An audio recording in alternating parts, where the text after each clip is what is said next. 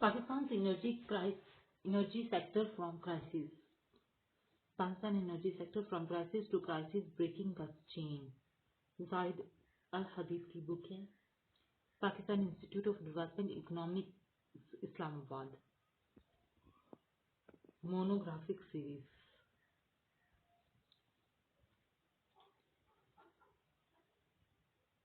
Context abstract है preamble structure the crisis policy fundamental policy coordination structure capacity building 3 levels हैं integrated energy planning concept and principles the integrated approach the process institutional requirement IEP in the developing world Pakistan energy sector is state size and structure 5-year plan objective the importance and the state of the sector size and structure addressing Pakistan's energy issue through IEP the neglect of non-commercial energy the growing deficit despite abundance, the circulate debit, the cost of lost opportunities.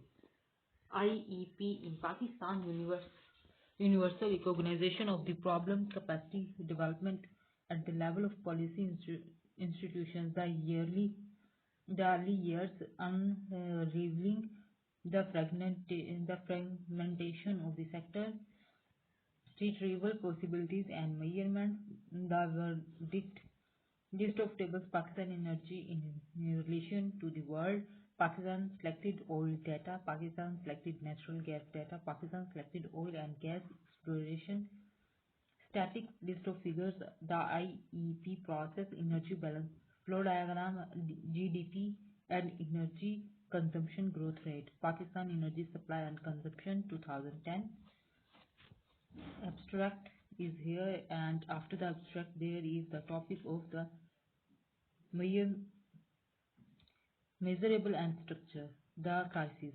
Pakistan's energy sector is a beast by the host of the issues and the shortcomings. Sadly, although many positive initiative has been implemented, too many opportunities have been lost and reform reversed. Burki 2008 notes that there cannot be any doubt that Pakistan is currently faced with the serious economic crisis, one of the most serious in the history, is specifically one on energy policy. He maintains the most glaring failure of the policy maker was in the area of the energy, where the shortage of electricity and gas have seriously begun to hurt the people and damage the economy. And opted in the New York Times goes further, warning that Pakistan is in the throes of an energy crisis, with the Pakistani now enduring about 12 hours of the power cut a day, a glaring schedule that is melting ice, stopping fan, and engaging an already exhausting populace just as the last dance of summer gets started.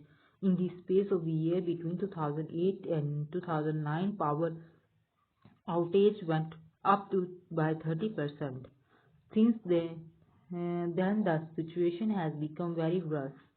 After the catastrophic flood of 2010, there are areas where daily power outage exceed 18 hours. Further, the deterioration or even the continuation of this state of affairs could trigger serious social upheaval among those who are most severely affected. Aziz at L 2010 quantify the prohibitive cost to the economy of the energy shortages and convincingly demonstrate how these shortages are impeding Pakistan economic development. They estimate that as a result of power shortage in the industrial sector alone, the loss to the economy was over 3.8 billion in 2009, about 2.5% of the gross domestic product. GDP half gross domestic product GDP half a million jobs and exports worth 1.3 billion were lost, and this is only a small part of the overall problem. Paradoxically, the broad energy sector objectives stipulated in the Pakistan's 5-year plans were convinced and coherent. Thus, the problem is not where the Pakistan need to go, but how to get there. In this state of crisis, it is often tempting to the perspective solution. While this should not be discouraged, far more important is the need to build the necessary capacity in the country through which appropriate solution can be indigenously generated, thoroughly analyzed and prioritizing or rejecting, in other words, to strengthen Pakistan's ability to make its own informed decisions. Accordingly, this paper focus on the Pakistan's capacity can be developed to archive the goals stipulated in its national and energy sector objectives. Despite the dire situation, recovery is possible and within which Island of excellence exists in the Pakistan and simply need to be tapped. Moreover, perhaps because of the national and international attention that the country and its energy crisis have received, Pakistan has seen some movement at the policy level. The recent proposal to merge the Ministry of Petroleum and the Ministry of the Water and power to form a Ministry of Energy with the view to facilitating the policy coordination is a significant step in the right direction. However, as this paper will show, this is only a start, a mean to an end.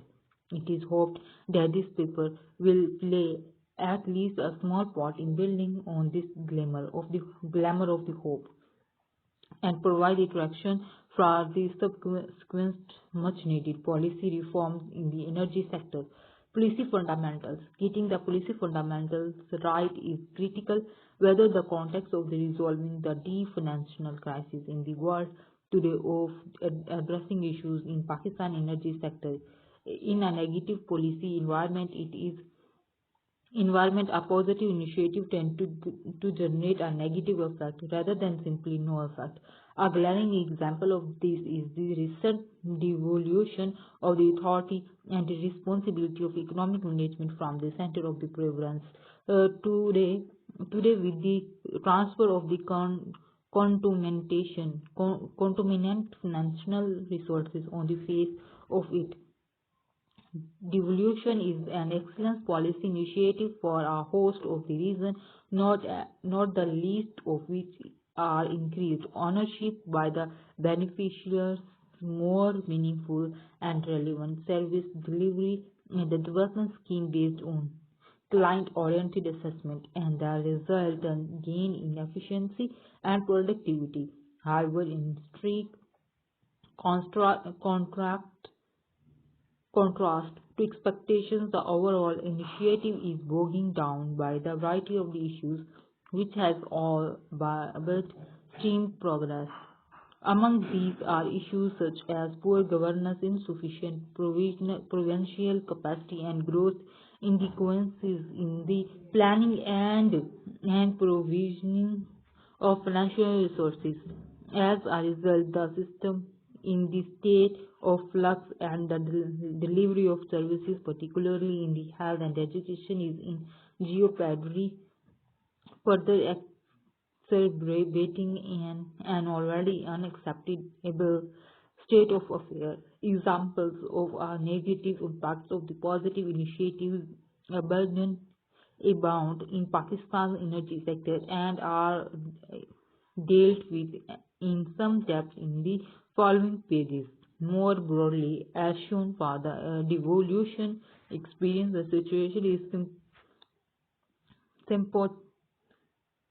symptomatic of all other sectors of the economy and in aggregate the economy as a whole. This paper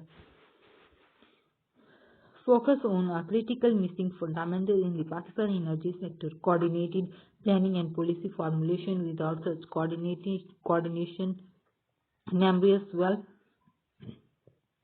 well-meaning and well-conceived initiatives have failed to take root, and policy decision-making has been reduced to shooting in the dark. Policy coordination in the light of overwhelming evidence, analysts unanimously agree that the absence of the coordinating planning and policy formulation is the fundamental drawback to the Pakistan energy sector. Does not apply to Pakistan alone. Many developing countries are affected to vary degree by these constraints and have begun to voice their concern and seek assistance to address the issues. The analytical uh, mechanism to achieve this is integrated energy planning and policy formulation (IEP). Integrated energy planning and policy formulation. Integrated energy planning and policy formulation, which requires a supportive institutional structure at the policy level. Introduced globally in the 1970s, IEP is the means of the integrating energy sector plans and policy with the national objectives while ensuring close coordination between each of the energy subsectors. Tried and tested the world over, IEP develops in indigenous capacity to optimize the sustainable exploitation and the utilization of energy within the existing resources concentrates in the short, medium, and long term. It is critical that policymakers in Pakistan tackle on an informed basis both the urgent and long term problem facing the sector and replace the primarily crisis driven approach that has zero that has hit through dominant the scene since. This aspect, as well as others covered in the more detail, later shown the similarity of the policy shortfalls at the level of overall economy and at the sector level, reaffirming that the big picture is a function of its parts. IEP was introduced in the Pakistan's elaborate partially and briefly in the 1980s, but could not be sustained due to the increasing fragmentation of the policy level institutions. The good news is that the analytical base of IEP can be rapidly revitalized. The first step to this supporting institutional structure can also be put in place quickly in the interim period to the border changes place to reverse the fragmentation of institutions, which can be phased in gradually to avoid the disruption. It is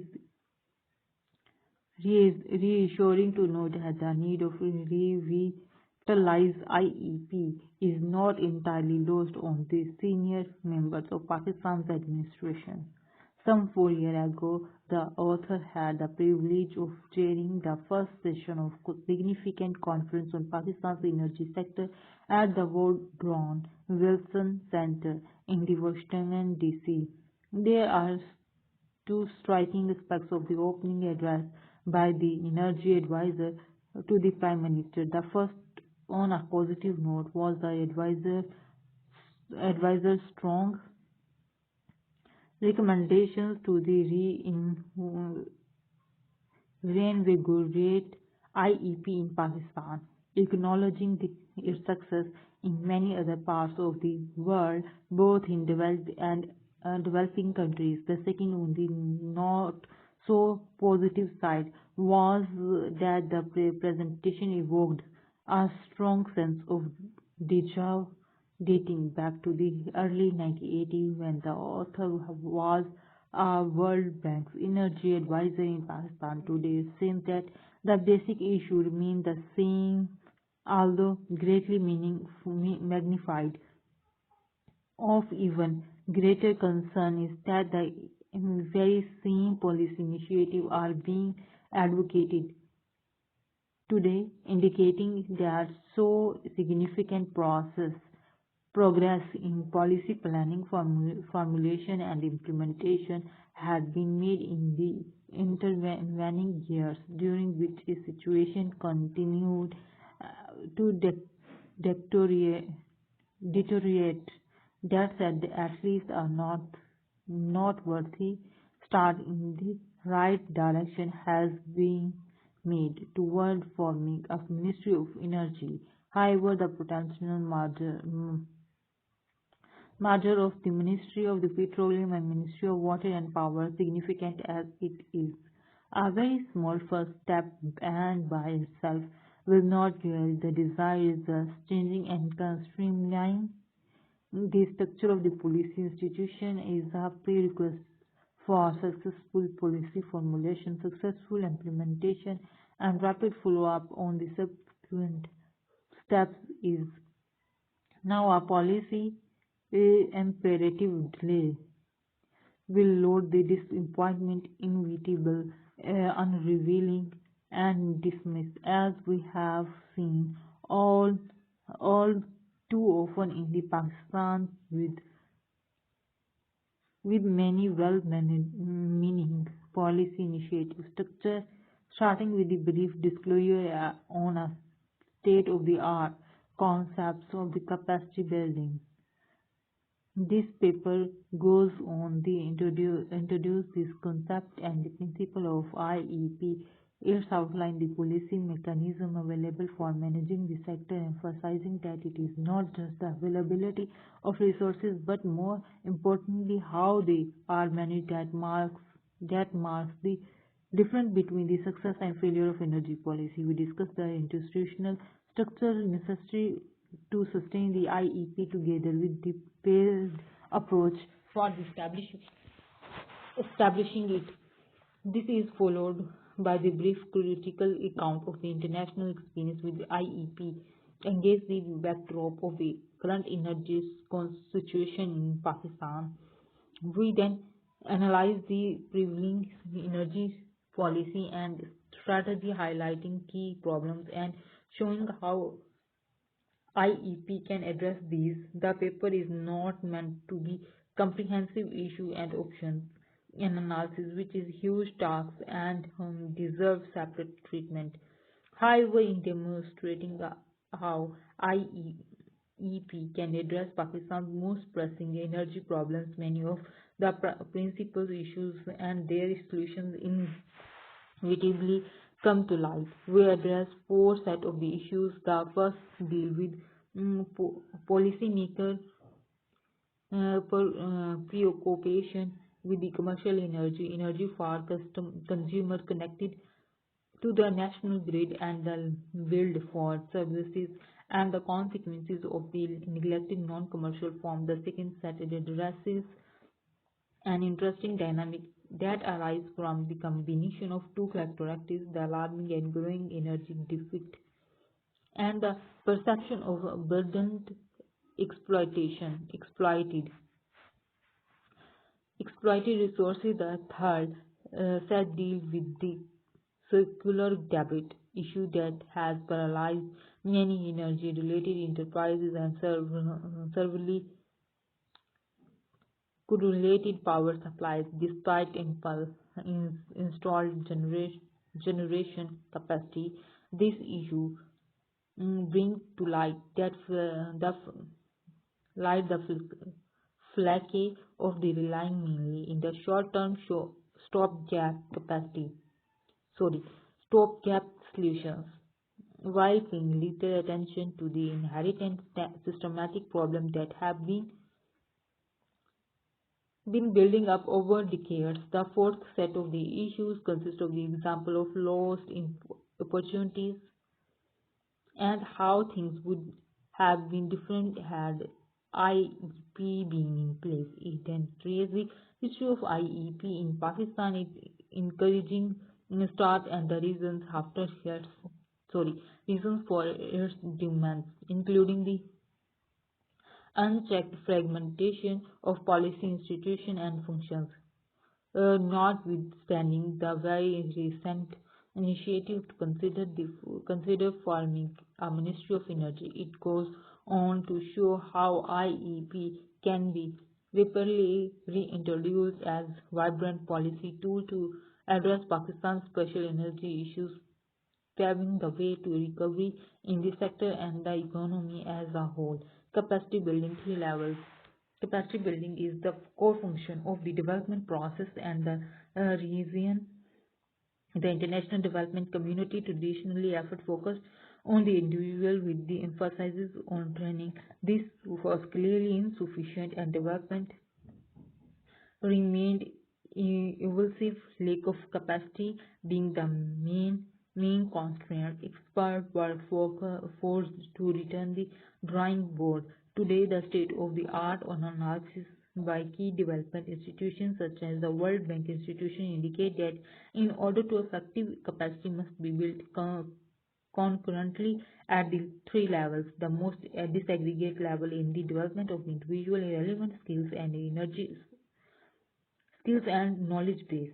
However, one trained the individual can only be of the benefit if she or he works in the appropriate organizational or institutional structure that directs the use of these skills towards attaining the organization's goal. Otherwise, the trained individual will revert the business as usual or move on to where his or her talents are better utilized. Hence, the second level of the institutional level in the private sector. Institutional capacity is the ability of organization to deliver needed goods and services at the defined productivity levels in the public sector. In public sectors, it is the capacity of institution to deliver the service equitability, balancing the efficiency and effectiveness. That third level is the policy environment in which the institution function. This in turn provide the requisite incentive structure and governance for the institution to operate the efficiency, the combination and the mutual capability of the three levels are essential prerequisites for building capacity for sustainable development. These papers examine the extent to which capacity building in Pakistan's energy sector deviates from these principles and the implications of these deviations.